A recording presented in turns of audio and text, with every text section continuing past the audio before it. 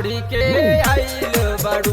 हम तो जानिए गईनी गोरिया कहवा से पढ़ी के आइल बाड़ू।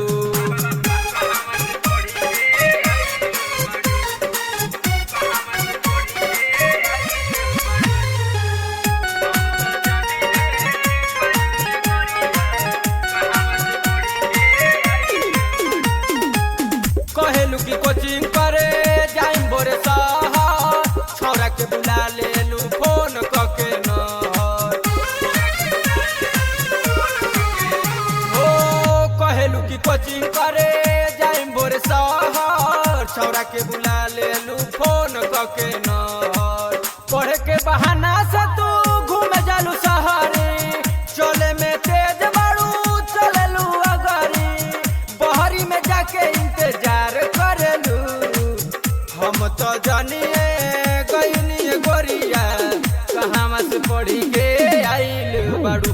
हम तो जानिए गईनी गोरिया कहवा से पढ़ी के आइल बाड़ू।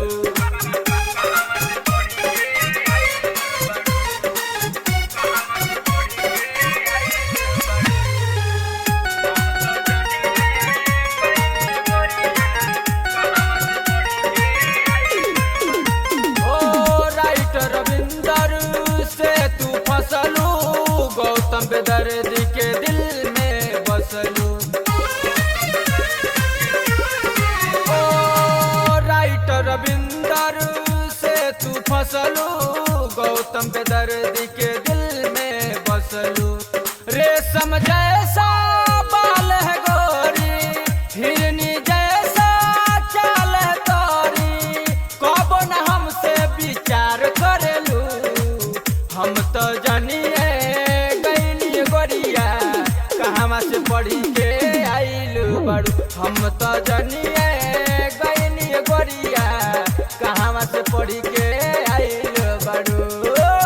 Saumya recording studio Delhi.